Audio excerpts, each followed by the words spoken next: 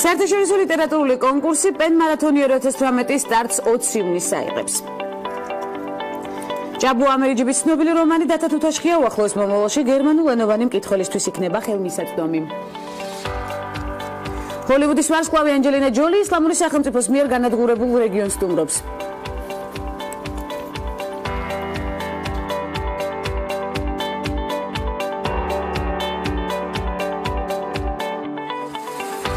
სამშაბათი დღის ნარატივი ჩაეშვა, შეგახსენებთ დღეს 19 ივნისია, მამების დღეს კი საქართველოში უკვე მე-13 აღნიშნავთ დღის მნიშვნელობაზე და მის გარშემო აქტიურ კამპანიაზე დღევანდელი ნარატივით საინტერესო სტუმრებთან ერთად საუბრობთ. ნახოთ სტუმრების ჩამონათვალი და საქართველოში მიმდინარე მოვლენებით გავხსნათ ამბის თხრობა. დილამშვიდობის. მორიგი ნარატივი და სამშაბათის სტუმრების ბლოკში. თამარ იოსელიანი, საქართველოს საზღვაო ტრანსპორტის სააგენტოს დირექტორი. ნინია მაჭარაშვილი, პროექტის კაცების ზრუნავენ კოორდინატორი. ალექსანდრე ლორთქიფანიძე, მწერალი, ტელეწამყვანი, ლილიანასთან ერთად. ეს ქალების ნარატივია. გვანცალ აღიძესთან ერთად. საერთაშორისო ლიტერატურული კონკურსი პენ მარათონი 2018 სტარტს 20 ივნისს კახეთში, გურჯაანის რაიონის სოფელ ბაკურციხეში, სარიჯიშვილის სახლ-მუზეუმთან მდებარე სასტუმრო მაროშენში აიღებს, როგორც უკვე აღნიშნეთ, წლევანდელი პენ მარათონი ეძღვნება 2018 წლის ფრანკფურტის წიგნის ბაზრობაზე საქართველოს საპატიო სტუმარი ქვეყნის სტატუსით წარდგენას, ესეც ვიცით, სწორედ ამიტომ წელს პირველად პენ მარათონი საერთაშორისო ქართულ-გერმანულ ფორმატში ტარდება. პენ მარათონი 2018-ის 24 ფინალისტი 24 საათის კონკრეტულ თემაზე ორიგინალურ ნაწარმოების შექმნასა და გამარჯვების მოპოვება შეეცდება. ჩვენ აუცილებლად მივადევნებთ თვალყურს მოვლენების განვითარებას და ცხადია, ჩვენ პლატფორმას გამოვიყენებთ იმისთვის, რომ ვიყოთ მოვლენების ცენტრში. ჯაბუ ამერიჯიბის ცნობილი რომანი დათა თუთაშხია უახლოეს მომავალში გერმანულენოვანი მკითხველისთვისაც იქნება ხელმისაწვდომი. ქართული წიგნის ეროვნული ცენტრის ინფორმაციით პოპულარული ქართული ნაწარმოები გერმანულად გამოიცემა და უკვე დაწყებულია მუშაობა წიგნის თარგმანზეც, რომელზეც ქრისტინე ლიხტენფელდი იმუშავებს. აქაც აუცილებლად მოვიკითხავთ მოვლენების განვითარებას. ეკოვეივს ახალი მუსიკალური ფესტივალი გახლავთ, რომელიც სტარტს წელს ანაკლიაში აიღებს. ფესტივალი 23-26 აგვისტოს გაიმართება, ვიმახსოვრებს თარიღს. ფესტივალში მონაწილეობას 150-ზე მეტი არტისტი მიიღებს. ეკოვეივს ფესტივალი ცნობილი ევროპული ბრენდი Sex-City-ს კოლგის ქვეშ გაიმართება. 2014 წელს Sex-City ევროპის საუკეთესო ფესტივალად იქნა აღიარებული. თავად Sex-City 2000 წელს დაარსდა და მას საფუძველი დაედო დიდი სტუდენტური მოძრაობის შედეგად, რომელიც სერბეთში დამოუკიდებლობისთვის იბრძოდა. ეკოვეივს ბილეთების გაყიდვა უკვე დაიწყო. 4დღიანი მულტიპასის საწყისი ფასი ივნისის ბოლომდე 120 ლარი გახლავს. თუმცა მათთვის, ვინც დარეგისტრირებულია Superior Liberty-ზე, ფასი ფესტივალის დაწყებამდე იგივე დარჩება. ფესტივალის საორგანიზაციო ჯგუფი უკვე იმყოფებოდა ანაკლიაში და ადგილზე გაეცნო ყველა ტექნიკურ დეტალს, რომელიც ფესტივალის გამართულად მუშაობისთვის არის საჭირო. მათ დაათვალიერეს ბულვარის ტერიტორია, სადაც განთავსდება ფესტივალის სცენები და ყველა საჭირო ობიექტი. როგორც ფესტივალის ორგანიზატორები აცხადებენ, ანაკლიის სანაპიროზე ჩასულ სტუმრებს საშუალება ექნებათ კარგ მუსიკასაც მოусმინონ და ანაკლიის სანაპირო მაქსიმალურად აითვისონ. აქ იქნება სახელოვნებო სივრცე, სპორტულ-გამაჯანსაღებელი აქტივობები და იმუშავებს აკვაპარკიც. ორგანიზატორების თქმით, მაქსიმალურად იქნება დაცული საფესტივალო ცხოვრებასთან დაკავშირებული უსაფრთხოების ზომები, რაც ყოველთვის ინტერესის საგანია მთავარი.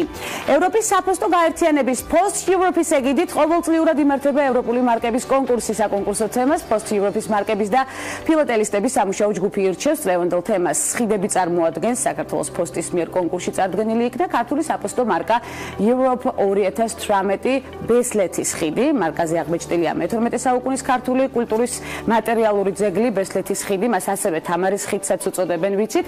ხიდი მდებარეობს სოხუმთან მდინარე ბესლეთზე, იგი ერთმალიან თაღოვან ხიდს წარმოადგენს, მისი სიგრძე 35 მეტრი გახლავთ, სიმაღლე 8 მეტრი, ნაგებია კირქვის ფილებით, დუღაბზე, თაღის ყოველ საპირზე ქვაზე ამოკვეთილია ქართული ასომთავრული ასოები, ესეც ვიცით, ხოლო დასავლეთ კიდეზე მოთავსებულია ერთტრიქონიანი ასომთავრული წარწერა ქრისტე მეუფეო ყოველთა ადიდე ორთავე შინა სუფევათა უძლეველი მეფეთა მეფე ბაგრატი. ხიდთან ადრე ბესლეთის ციხე იდგა, რომელიც ვიწრო ხეობაში ქალაქის შემოსასვლელს მთის ტომების თავდასხმებისგან იცავდა და ხიდის თავთან ასევე შემონახული იყო მონუმენტური ქვა სტელა ქართული ტექსტით, რომელიც 1990-იანი წლების დასაწყისში დაიკარგა. ბესლეთის ხიდს მინიჭებული აქვს საქართველოს ეროვნული ძეგლის სტატუსი, ესეც ვიცით და კიდევ ერთხელ უნდა აღვნიშნოთ ცხადია. სხვადასხვა სახის წარწერის ნახატი არის სიმბოლოს თვითნებური შესრულება შენობების ფასადებზე, ვიტრინებზე, ღობეებზე, სვეტებსა და ხენარგავებზე მარეგულირებელი ორგანოს ნებართვის გარეშე კანონდარღვევად მიიჩნევა და ითვალისწინებს ადმინისტრაციულ ჯარიმას. კედლის მხატვრობაზე, ანუ ეგრეთ წოდებულ street art-ზე ადმინისტრაციული ჯარიმა დიდი ხანია არსებობს, თუმცა ამჯერად მისი ოდენობა 1000 ლარით განისაზღვრა. აღსანიშნავია, რომ სოციალური ხელოვნების ეს განშტოება ბოლო პერიოდში განსაკუთრებული პოპულარობით სარგებლობს საქართველოში და არა მხოლოდ თბილისის ახალი მერის კახიკალაძის ინიციატივით ქალაქის ბევრი უსახური ადგილი უკვე მოიხატა. მისი თქმით, ეს პროექტი კიდევ დიდ ხანს გაგრძელდება და კედლის მხატვრობა დიდ წვლილს შეიტანს ქალაქის იერსახის შექმნაში. ადმინისტრაციული ჯარიმის ოდენობის გაზრდას საზოგადოების სხვადასხვა ჯგუფები განსხვავებულად აღიქვამენ. ცხადია, ზოგიერთ მათგანს მოსწონს ეცვლილება, ზოგი კითხვის, რომ ეს მთავრობის მხრიდან კიდევ ერთი ბერკეტია ხელოვნების კონტროლისთვის. ჩვენ ამ თემას აუცილებლად დაუბრუნდებით და განვიხილავთ ქალების ნარატივის არეალში და მორიგი სტუმრის მოლოდინში რამდენიმე წამით დაგტოვებთ და გველოდით.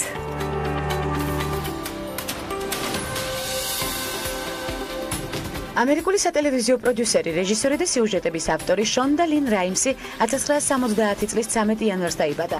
ცნობილია სამედიცინო დრამით გრეის ანატომია, სკანდალი და სხვები. ასევე შონდა ABC-ის აღმასრულებელი დირექტორი და არაერთი სატელევიზიო სერიალის პროდიუსერი გახლავთ. რაიმსი ჩიკაგოში, ილინოისის შტატში დაიბადა. ის ოჯახში 6 ბავშვიდან ყველაზე უმცროსი იყო. შონდას მამა კოლეჯის პროფესორად, დედა კი უნივერსიტეტის ადმინისტრატორად მუშაობდა. უფროს კლასებში შონდამ სამედიცინო განათლება მიიღო, რაც მოგვიანებით ამ სფეროში უფრო ფართო ცოდნის მიღების ინსპირაცია გახდა. რაიმსი ჩიკაგოს მერიენის კათოლიკურ სკოლაში სწავლობდა. 1991 წელს კი დართმის კოლეჯში კინომცოდნეობის ბაკალავრის დიპლომი მიიღო. წერდა ასევე კოლეჯის გაზეთში. ლოს-ანჯელესში გადასვლის შემდეგ შეისწავლა რეჟისორობა და მოგვიანებით მიიღო ხელოვნების ფაკულტეტის მაგისტრის ხარისხი ამერიკის კინემატოგრაფიისა და ხელოვნების სკოლაში. 1995 წელს კურსის დასრულების შემდეგ რაიმსმა ჰოლივუდში სცენარისტად დაიწყო მუშაობა. 1998 წელს მის სცენარზე პირველად გადაიღეს მოკლემეტრაჟიანი ფილმი Blossoms and Whales, ხოლო 1999 წელს მისი ფილმი HBO-მ შეიძინა.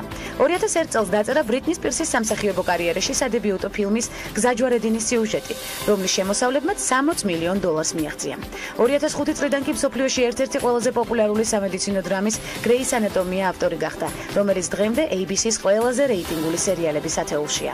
სერიალი მესამე ადგილზეა ყველა სამაუწყებლო კომპანიების დრამა სერიალების რეიტინგებს შორის. გრეის ანატომიაზე კრიტიკოსების მიერ ბევრი სტატია დაიწერა, როგორც უნიკალური მოვლენა სატელევიზიო სივრცეში. სერიალს მიღებული აქვს მრავალი ჯილდო, მათ შორის 2007 წლის ოქროს გლობუსის საუკეთესო დრამა სერიალისთვის და 26 ემის ნომინაცია საუკეთესო სერიალის ჯილდოსთვის. შონდა ცნობილია როგორც აფრო-ამერიკელების უფლებების დამცველი. 2015 წელს დაწერა წიგნი სახელწოდებით Year of Ice, რომელიც ნიუ-იორკში ბესტსელერი გახდა. რაიმსი სხვადასხვა გავლენიანი ჟურნალის რეიტინგებში არაერთხელ მოხვედრილა. ის ჟურნალ Times-მა იმ 100 ადამიანს შორის დაასახელა, რომლებმაც შეცვალეს სამყარო. ასევე შონდა The Hollywood Reporter-ის გართობის ინდუსტრიის ყველაზე გავლენიანების რეიტინგში მოხვდა.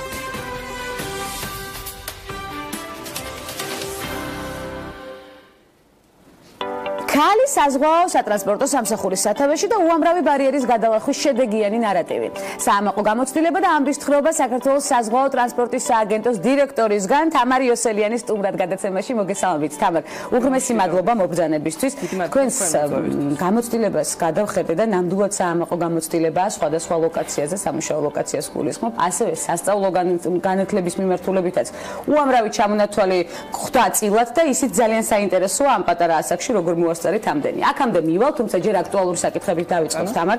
ანაკლიის სპორტის მშენებლობაზე მინდა კითხოთ პირველ რიგში. რა აზრის ხართ? გვაქვს ბათუმის და ფოთის სპორტი. რამდენად მნიშვნელოვანია სწორედ კონკრეტული სპორტის მშენებლობა ქვეყნისთვის თქვენი გადმოსახედიდან? იმიტომ რომ სხვადასხვა ტრანზიტული პოტენციალის გამოყენებისათვის ღრმაწლოვანი სპორტის მშენებლობა ძალიან მნიშვნელოვანია და შესაბამისად საქართველოს მთავრობის მიერ გაცხადებული პოლიტიკა, რაც არის რომ ანაკლიის სპორტი უნდა აშენდეს, ჩემი აზრით ეს არის სწორი და ასე ვთქვათ იმ ერთი გზა ერთი სარტყელის ასე ვთქვათ ხაზის გაგრძელება, რასაც ჩვენი მთავრობა ასე ვთქვათ. ანუ თანაბედ მნიშვნელოვანია და კარგი იქნება ქვეყნისთვის ცხადია ეს დამატებითი სპორტი ჩვენ არ გვაქვს და შესაბამისად ანაკლიის სპორტის მშენებლობა ჩვენთვის ძალიან მნიშვნელოვანია. დამატებით შესაძლებლობებსაც შექმნის და შემდეგ განვიხილოთ ქალების ნარატივში შედეგებს, რომელზეც გავამახვილებთ ყურადღებას სპორტის მშენებლობის შემდეგ. ავარიულად დაღვრილი ნავთობი ასევე ძალიან მნიშვნელოვანი საკითხი, სწორედ აი ასეთ თემებზე მომწონს რომ გესაუბრებით თამარ თქვენ. ბარიერების გადამლახვალ და სტერეოტიპების გამგუბლევ ქალბატონს. ავარიულად დაღვრილი ნავთობის მიერ დაბინძურება და გამოწვეული ფაქტები. რამდენად ხშირია და რამდენად წარმოადგენს დღეს პრობლემას, რომელიც აღმოსაფრველია და რომელს აღმოსაფრველოდაც გარკვეული ნაბიჯები უნდა გადაიღოს. ჩვენთან ძალიან მცირე არის მსგავსი შემთხვევები და შესაბამისად ჩვენი სამსახური ამ საკითხებთან დაკავშირებით მუშაობს. ჩვენ ვართ კოორდინატორები, ასე ვთქვათ, ამ საკითხის და ჩვენი ერთ-ერთი სამსახური ეს არის ძებნა გადარჩენის სამსახური, რომელიც ამ საკითხებზე მუშაობს. ვერ გეტყვით ეს სტატისტიკურად ძალიან მცირე არის მსგავსი შემთხვევები, თუმცა საქართველოს მზად არის მსგავსი გამოწვევებისათვის. თამარ, ძებნა გადარჩენაზე გამახსენდა საზღვაო სამაშველო საკომუნიკაციო საშუალებები. რა მდგომარეობაშია და არის თუ არა საჭიროება ამ კუთხით უფრო მეტი? რა თქმა უნდა, არის უფრო მეტი საჭიროება და შესაბამისად ჩვენ გამოცხადებული გვქონდა საერთაშორისო ტენდერი, სადაც გაიმარჯვა იტალიურმა კომპანიამ, რომელსაც აღჭურვილი აქვს მთელი ევროპის სისტემები და ასე ვთქვათ, სექტემბერში ჩვენ ახალ საკოორდინაციო ცენტრს გავხსნით, რომელსაც ექნება სულ ახალი სისტემები დაყენებული. ეს ანონსი ჩემთან გაჟღერდა, შეიძლება თამამად ითქოს ესე? შეიძლება თამამად ითქოს, რომ თქვენთან გაჟღერდა, თუმცა ხელი მოვაწერეთ აღნიშნულ ხელშეკრულებას ერთი თვის წინ. ეს ძალიან მნიშვნელოვანი განცხადება, რომელსაც კიდევ ქალების ნარატივით მოვიკითხავთ, ცხადია. ძალიან მნიშვნელოვანია აღჭურვილობა, სწორედ და უკვე ყველაფერი წყობშია, როგორც ხვდები და წყობში იქნება სექტემბრისათვის. რა თქმა უნდა, დღესაც ვაკმაყოფილებთ ჩვენ საერთაშორისო სტანდარტებს, თუმცა რა თქმა უნდა ვიწევთ განვითარებისათვის და მთელი საზღვაო ზოლი იგულისხმება აქ? რა თქმა უნდა. რა მნიშვნელოვანი და კარგი ინფორმაცია მოგვეწოდა თამარ. ჩვენი სამსახური ფარავს მთელ საქართველოს საზღვაო. ცხადია, გემების მონიტორინგი როგორ ხდება, ესეც საინტერესოა თქვენს მიმართ. თამარ, იმდენად კარგად ვსაუბრობთ ახლა, ძალიან მომწონს, რომ სწორედ ასეთ საკითხებზე გესაუბრებთ, მე უკვე დიალოგის საწყისში აღვნიშნე ეს, რომ რამდენად კომფორტულად გრძნობთ თქვენ ამ პოზიციაზე თავს ამაზე საოცრებოდ ვისაუბრებთ, იმიტომ რომ საქართველოს საზღვაო ტრანსპორტის სააგენტოს დაარსების დღიდან ვიცი, რომ სწორედ ამ პოზიციაზე, სხვადასხვა პოზიციებზე, თუმცა ამ სააგენტოში მუშაობთ. აი ეს განვითარების და ცვალებადობის ნაბიჯების და ბარიერების გადალახვის პერიოდი ახლა ერთად ნარატივით უნდა გავიაროთ. თუმცა მანამდე გკითხავთ გემების მონიტორინგი რამდენად აქტიურად ხდება და კონტროლის მექანიზმები რამდენად გამართულია. რა თქმა უნდა, ეს ჩვენი სამსახურის ერთ-ერთი ფუნქციაა, შესაბამისად გემების მონიტორინგს ჩვენი მონიტორინგის სამსახური ყოველდღიურ რეჟიმში 24 საათის განმავლობაში ახდენს.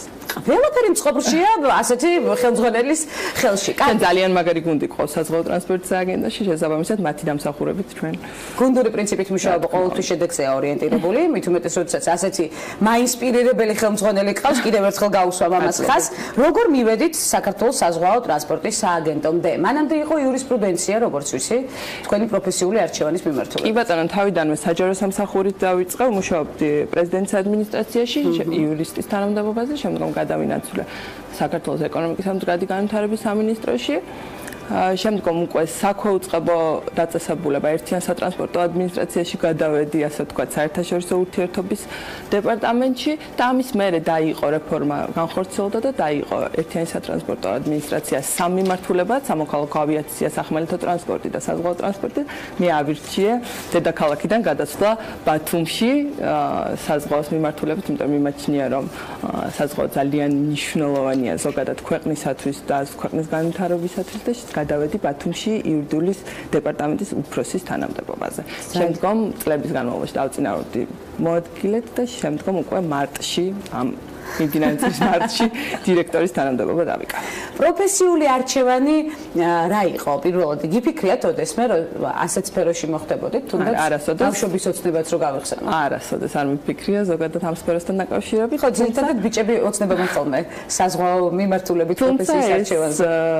ეს პროფესია გითხრევს, ასე ვთქვათ, ეს მიმართულება, საზღვაო მიმართულება ზოგადად გითხრევს და შესაბამისად მეც ესე ასე ვთქვათ, ერთგვარად გადავლახეთ გარკვეულწილად ბარიერი პროფესიული მიმართულებით, ერთგვარად გადავლახეთ ისიც, რომ სტერეოტიპული მიდგომა არსებობს ასეთი პროფესიების მიმართ, ესეც არაერთგზის ყოფილა ჩვენი მთავარი თემა. კაცები დომინირებენ ამ სფეროში. კაცები ნამდვილად დომინირებენ მსოფლიო მასშტაბით, როგორც ვიცი, არა მხოლოდ საქართველოში.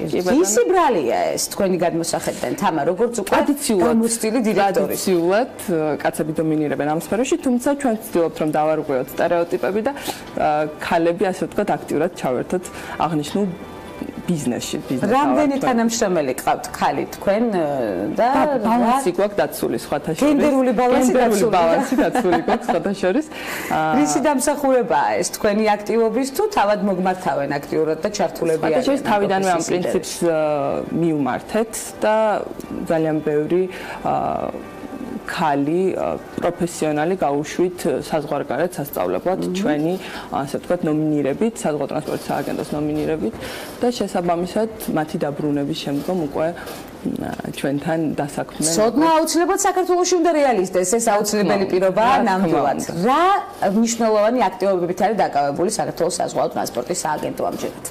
საზღვაო ტრანსპორტის სააგენტოს ძირითადი ფუნქციები არის მეზღვაურთა განათლება, სერტიფიცირება, საქართველოს დროშის ქვეშ გემების რეგისტრაცია და მათი კონტროლი და საქართველოს საზღვაო უსაფრთხოების და უშიშროების უზრუნველყოფა. შესაბამისად ეს სამი მიმართულება, რომელზედაც ჩვენ აქცენტს ვაკეთებთ და ვმუშაობთ. საზღვაო ტრანსპორტის სააგენტო ცდილობს, რომ არ იყოს ასე ვთქვათ ტრადიციული ბიუროკრატიული ოფისი და იყოს ინდუსტრიასთან დაახლოვებული მეგობარი ორგანიზაცია, ასე ვთქვათ. შესაბამისად, ჩვენ სწორედ ამ ბიზნესისკენ მივისწრაფით და ვისმენთ ინდუსტრიის ხმას, რა სჭირდებათ მათ და რა გამოწვევებია დღეს საზღვაო ინდუსტრიაში. აქედან გამომდინარე ჩვენ პირველ რიგში ვმუშაობთ საპორტო სექტორის განვითარებაზე და ჩვენი გრძელვადიანი ასე ვთქვათ მიზანი არის ის რომ გადავიდეთ ერთი ფანჯრის პრინციპზე საპორტო ინდუსტრიაში ეს ნიშნავს იმას რომ გავაერთიანოთ ერთი პლატფორმის ქვეშ ყველა სახელმწიფო თუ კერძო სერვისი იმისათვის რომ ჩვენს მომხმარებელს დროულად ანუ საქართველოს მომხმარებელს გემებს რომლებიც შემოდიან და ტურთები გადააქვთ სხვადასხვა მიმართულებით. კალედეტეს ჩაიმოსვით. თამარ. სხვადასხვა ძალიან დიდი მადლობა. მე ძალიან მაინტერესებს თამარ, აი ესეთი გადატვირთული სამუშაო გრაფიკის დროს, მით უმეტეს ასეთი მნიშვნელოვანი საკითხების გადაწყობის დროს, როდის გრჩება დრო სამზარეულოსთვის. არის ასეთი მიმართულება თქვენს აქტიურ სამუშაო ცხოვრებაში და რიტმში? ვერ გეტყვით რომ მაგით ვარ დაკავებული თუ მოგატყვევთ რომ მაგით ვარ დაკავებული სამზარეულო გადავდოთ გვერდზე კი გადავდოთ თუმცა საყვარელი კერძის მომზადება მაინც სიამოვნებას განიჭებთ განტვირთოდეთ შეიძლება ჩაითვალოს ერთგვარად ანუ თუ არის მაგის დრო და საშუალება კი თუმცა აი ამ ბოლო პერიოდის განმავლობაში მაგის დრო ნამდვილად იმიტომ რომ ბევრი საინტერესო სამომავლო გეგმაა და პირველი სამომავლო გეგმა რომლის დაანონსებაც შეგვიძლია პრინციპში ერთი ძალიან მნიშვნელოვანი საკითხი უკვე დავაანონსეთ თუ არის კიდევ რამე სიახლე საქართველოს საზღვაო ტრანსპორტის სააგენტოში რა თქმა უნდა საზღვაო კლასტერის განვითარებაზე ვმუშაობთ, ესეც ძალიან მნიშვნელოვანი ერთ-ერთი კომპონენტია ჩვენთვის, ასევე ვმუშაობთ იმაზე, რომ მეზღვაურთა განათლების დონე აიწიოს საქართველოში და ჩვენი ერთ-ერთი პრიორიტეტიც ეს არის. ჩვენ სამი სასწავლებელი გვაქვს საქართველოში საზღვაოს მიმართულებით და ჩვენ ჭირდებათ თანამშრომლობ მათთან. ერთ-ერთი არის საქართველოს ბათუმის სახელმწიფო საზღვაო აკადემია და ორი კერძო სასწავლებელი. 25 ივნისისთვის ვემზადებით მეზღვაურთა საერთაშორისო დღე არის, აღნიშნავთ ამას მსოფლიოსთან ერთად ძალიან მასშტაბურად ბათუმში ოფიციალურ ცერემონიასთან ერთად გვექნება ფლიმარკეტი, რომელზედაც გამოვლენ მთელი საზღვაო ინდუსტრიის და არა მარტო საზღვაო ინდუსტრიის წარმომადგენლები და გამოფენა გაყიდვა იქნება, ასე ვთქვათ. ნიას დიასამიძის კონცერტით დავასრულებთ დღეს და ასევე ავიატორები შემოგვიერთებიან და აჭარის მთავრობის ორგანიზებით ავიაშოუც გაიმართება. ძალიან საინტერესო სანახაობა გვერის, ესე იგი 25 ივნისს და ყველანი მიმოგზავრებით ბათუმისკენ. ყველას გელოდებით თამარაჩვეულებრივ დღეს. დაგპატიჟა თამარმა დავიპატიჟეთ თავი. არა, გელოდებით ნამდვილად.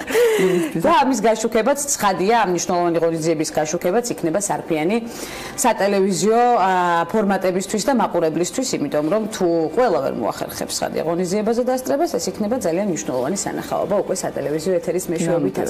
უღრმესი მადლობა თამარ მობრძანებისთვის. მე იმედი მაქვს რომ გავაგრძელებთ ჩვენ თანამშრომლობას და ურთიერთობას აუცილებლად ერთი რაღაცის დამატება მინდა. თუ შეიძლება სექტემბერში საქართველოს ბათუმი სტუმრობს მეორე საზღვაო საერთაშორისო ფორუმს, რომელზედაც ასევე გეპატიჟებით, იმიტომ რომ 500-მდე სტუმარი გვეყოლება საერთაშორისო მასშტაბით და შესაბამისად მნიშვნელოვან სტუმრებს ველოდებით საქართველოში. და ძალიან მნიშვნელოვანი კომუნიკაციები შედგება, რის შემდეგაც უკვე დგება საქმიანი შედეგი. უღრმესი მადლობა თამარ მობრძანებისთვის. თამარ იოსელიანი საქართველოს საზღვაო ტრანსპორტის სააგენტოს დირექტორი სტუმრობდა გადაცემას ქალების ნარატივი. სულ მცირე სარეკლამო ბლოკის შემდეგ მორიგი მნიშვნელოვანი საკითხებით ბრუნდებით გადაცემის არეალში და ძალიან საინტერესო სტუმრებთან ერთად დაგველოდეთ.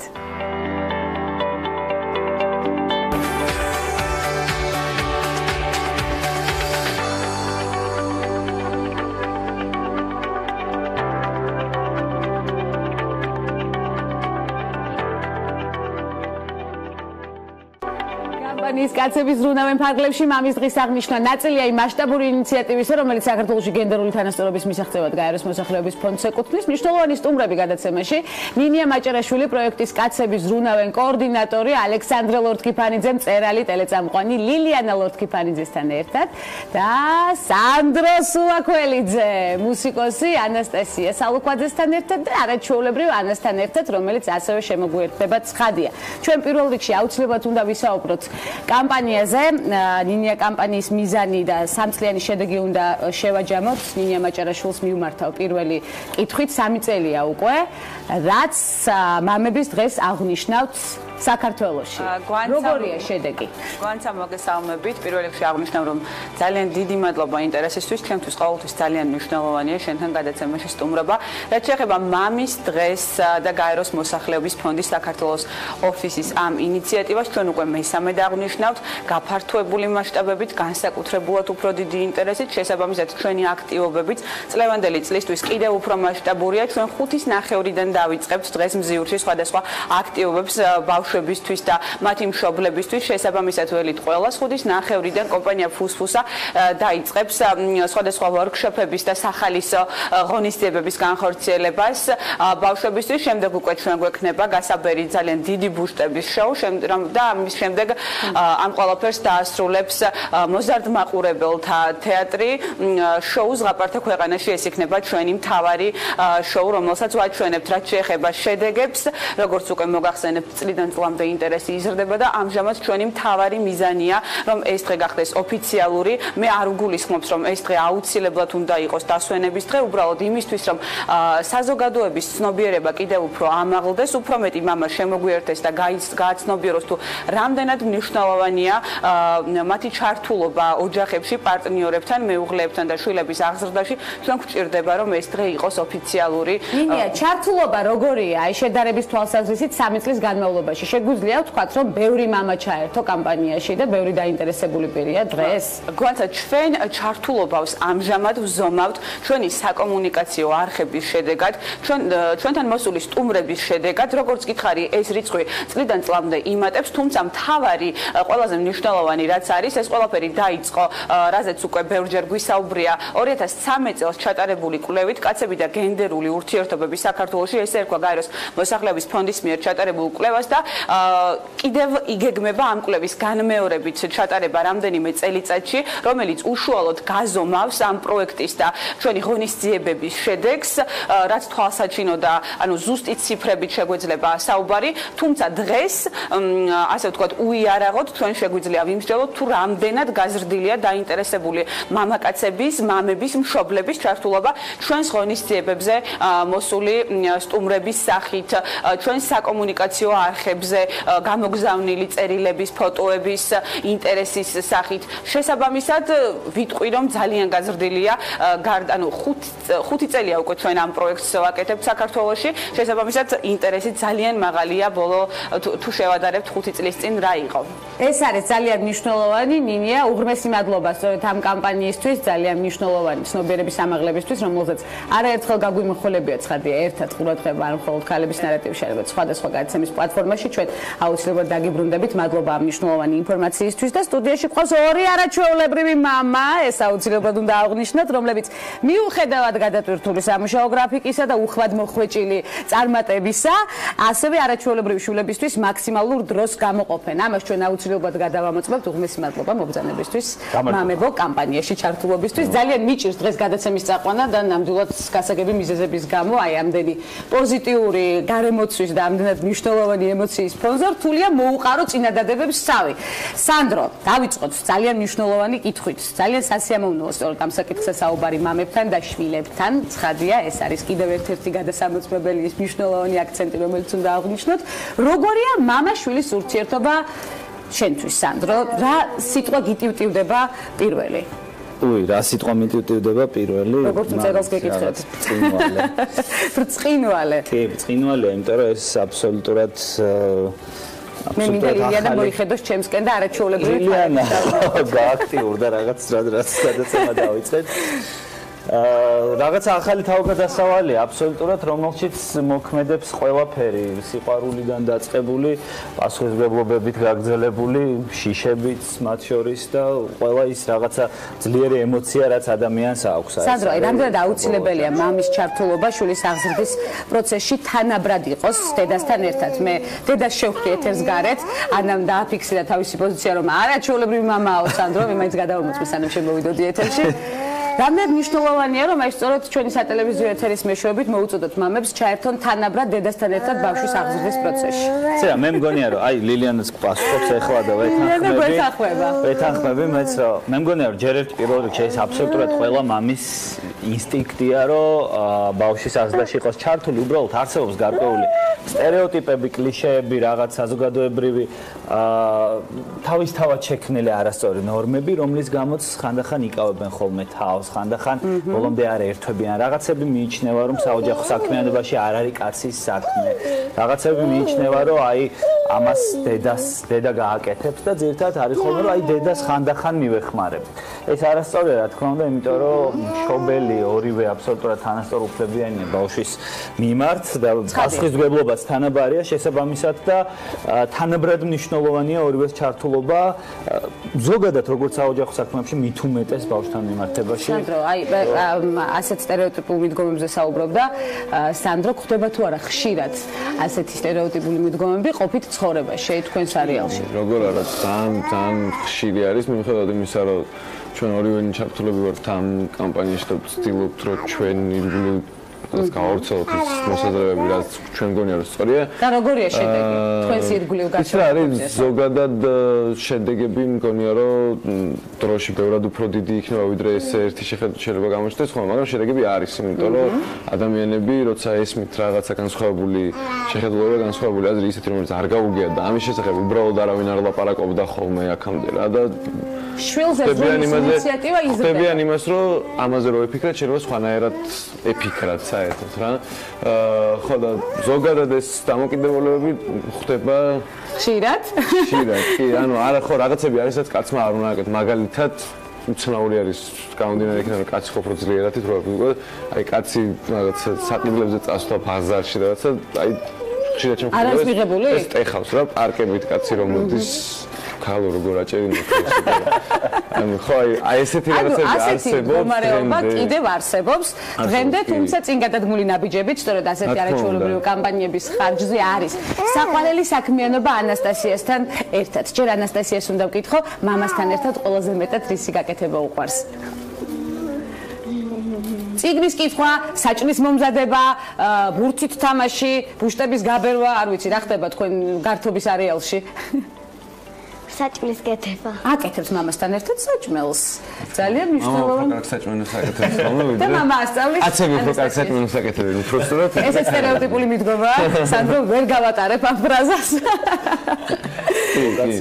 პროვოკაციული რეპლიკა დაგმოთ. ანა, შენი საყვარელი საქმიანობა მამასთან ერთად რა არის? შეირნობა და ჩემი საჭმელის კეთება. სასეირნო ყველაზე კარგი.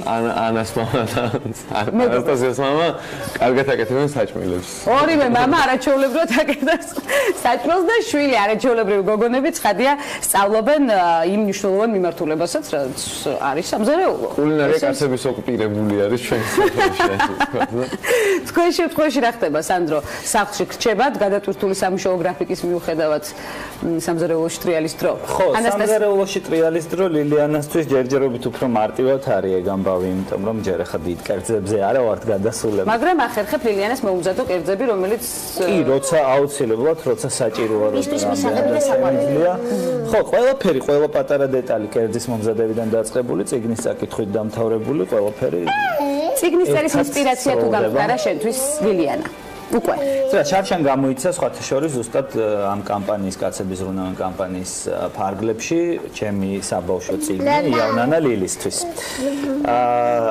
რომელიც აი ზუსტად ინსპირაცია იყო გარკვეულწილად ლილი, თუმცა მიუხედავად იმისა, რომ თავად პერსონაჟი ლილი ქვია, ეს წიგნი არ არის ლილიანაზე, მაგრამ ნამდვილად, როდესაც აი ამ სამყაროს ეცნობი და ხდები მამა, აბსოლუტურად ახალ სამყაროში შეაბიჯებ, რაღაცნაირად, მე ძალიან ბევრი ახალი ინსპირაცია მოდის სწორედ ბავშვებთან დაკავშირებით. მანამდე რაღაც შეიძლება წარმოდგენები გაქვს, მაგრამ რეალობა აბსოლუტურად წარმოუდგენლად ლამაზი და საოცარი. რომელ წიგნზე მუშაობ ახლა? ეხლა ხო, ეს აუცილებლად უნდა დავანებთ ის როგორ გავეს. სანდროს. ხო, ეხლა რაზეც მუშაობ, იქ ლილიანა შუაში არ არის, რომანზე მუშაობ, ეხლა რომანს წერ და როდის იქნება წიგნის პრეზენტაცია? პრეზენტაცია არ ვიცი, მაგრამ წელს დავამთავრებ. დავამთავრებ და მოვიკითხავთ ასევე ცხადია ქალების ნარატივის არეალიდანაც ამ შედეგს. სანდრო, მუსიკის წერის ინსპირაცია რამდენად ხდება? ანასტასია, აქაც ძალიან მნიშვნელოვანია ის, რომ მუსიკა ვიცით ჩვენ ჰაერში. დაგვინა სწორედ იმ პოზიტივით, რომ მუსიკის წერის ინსპირაცია, უფრო მუსიკის წერის ხასიათზე ყოფნის ინსპირაციად შეიძლება ჩემთვის ყოველდღიში ხდებოდეს. აქედან იბადება ხო, ესე კონკრეტულად ვიღაცა ან რაღაცა არ არის ხოლმე მუსიკის წერის ინსპირაცია ჩემთვის, მაგრამ ეს რა ემოციაზეც მაყენებს ხოლმე. უფრო ეგ ხდება რა და ზოგადად რამის კეთების საერთოდ, იმიტომ რომ ყველაზე მნიშვნელოვანი ეგ არის რა, ანუ ჩვენი შვილები ჩვენთვის არიან რაღაცის კეთების, ანუ რაღაცისკენ წინსვლის თუ ანუ ნებისმიერი რაღაცის კეთების, საქმის კეთების, მომავალზე ზრუნვის თუ ამათ კეთილდღეობაზე ზრუნვის ინსპირაციები არიან ესენი. იქიდან აი მუცელში რო არიან იმ მომენტიდან რა და ჩვენი მეგობრობაც მაქედან იწყება.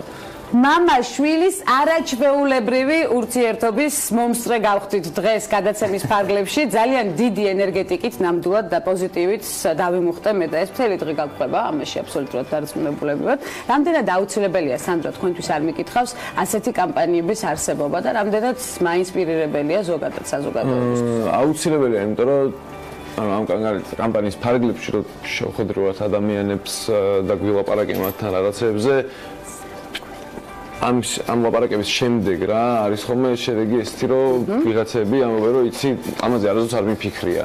ანუ აუცილებელია ვლაპარაკობდეთ ისეთ რაღაცებზე, რაც სადღაც რაღაც ადგილას არის პრობლემა, იმისთვის რომ ეს ადამიანები ვისთვისაც ეს პრობლემა არის დაფიქრდნენ და კამპანიაში ჩართულობის მსურველების რიცხვიც იზრდება როგორც ხვდები. გარდა იმისა, რომ კამპანიაში ჩართულობის მსურველების რიცხვი იზრდება, ზოგადად ამ პრობლემას და იმ პრობლემას რომ კაცები არიან ჩართული ოჯახურ ცხოვრებაში, არა მარტო იმას რომ თქვა ქალების მიმართ აქვს რაღაც სხვანაირი და არასწორი დამოკიდებული. არა, აი ამათ მიმართ, ამათ ცხოვრებაში ჩართულობისგან არიან შორს. და ჩვენი მიზანი არის რომ ეს ეს დრო შევამჭიდროთ. ბავშვები მამებთან და დედათან თანაბრად გადანაწილებული მოვალეობები ბუნებრივია და უკვე ჯანსაღად გაზრდილი შვილები და ქვეყნის მომავალი. ცხადია. ძალიან დიდი მადლობა მობრძანებისთვის, იმ არანორმალურად არაჩვეულებრივი ენერგეტიკისთვის, რომელიც მივიღე დღეს. ლილიანა დაუქნევს ხელს აუცილებლად ჩვენს მაყურებელს, აბსოლუტურად ამაშიც დარწმუნებული, იმიტომ რომ შეეჩვია უკვე ტელეეკრანებზე ყოფნას. დააკნია ხელი ვიცოდი. ნინია მაჭარაშვილი პროექტის კაცების ზრუნავენ კოორდინატორი ალექსანდრე ლორთქიფანიძე, მწერალი, ტელეწამყვანი და შვილი ლილიანა ლორთქიფანიძე სტუმრობდა გადაცემას ქალების ნარატივი, ასევე მუსიკოსი სანდრო სულაქველიძე, მისი შვილი ანასტასია სალუქვაძე და ანა, რომელმაც ასევე მოგვაწო. კი ბატონო, კიდევ ერთხელ სულაქველიძე, სანდრო მიკარნახა, რატომღაც ასე ხდებაო, რომ ჩემი გვარი ხშირად ასეთი შეცდომის ქვეშ აღმოჩნდება ხოლმეო და მე თავიდან ბოლომდე ვარწმუნებდი სანდროს, რომ არასდროს შემეშლებოდა მისი გვარი, მაგრამ პირდაპირ ეთერში დაუშვი ასეთი შეცდომა ისევ. სანდრო სულაქველიძეს ვემშვიდობებით, განსაკუთრებულად დიდი მადლობა მას მობრძანებისთვის. ასეთი იყო დღევანდელი ნარატივი, ხვდებით ერთმანეთს ხვალ ზუსტად 11 საათზე მორიგი აქცენტების და მნიშვნელოვანი საკითხების განსახილვად.